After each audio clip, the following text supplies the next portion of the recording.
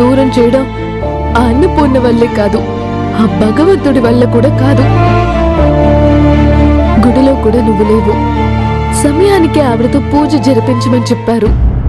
సమయానికి జరగకపోతే తిరిగి నువ్వు వచ్చినా ఆ ముహూర్తం దాటిపోయింది, నాకు గండం ఖచ్చితంగా ఉంటుంది, ఏ క్షణం ఏమవుతుందో అని ప్రతి క్షణం నువ్వు బాధపడుతూ ఉంటావన్న భయంతోనే నేను ఆవిడతో పూజ కూర్చున్నానమ్మా.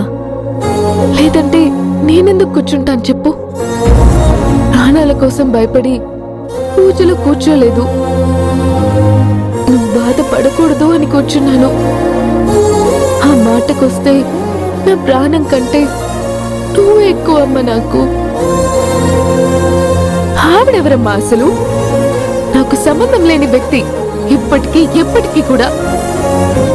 నువ్వు బాధపడకమ్మా.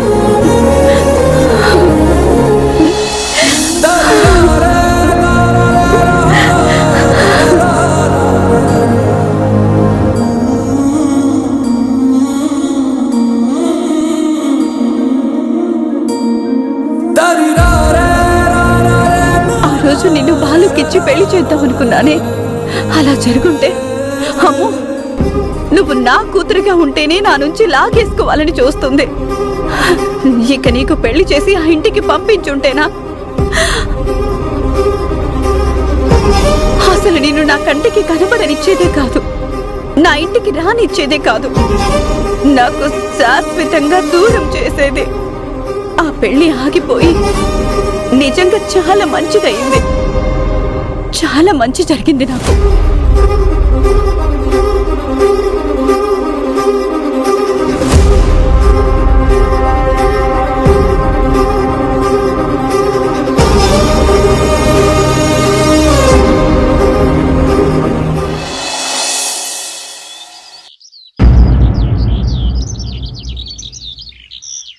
గుండెల్లో ఏముందో కళ్ళల్లో తెలుస్తోంది.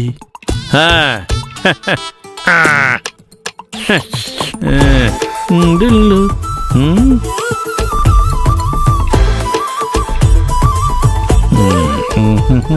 చిచి, పాడుకాకులు తెల్లారేసరి గుంపులు గుంపులుగా వాలిపోతాయి.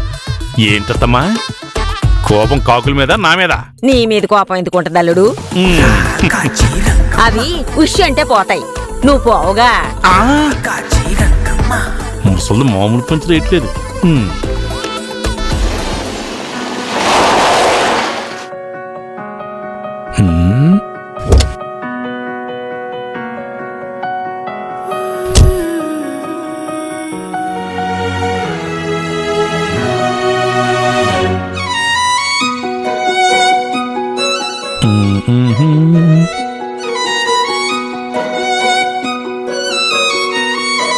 అలా కూర్చొని పేపర్ చదువుకోపోతే వాడు సరుకులన్నీ ఇంటికి తీసుకొచ్చాడు, కాస్త సాయం పట్టొచ్చుగా. సాయం చేయడానికి నేను ఏమన్నా పనున్నా?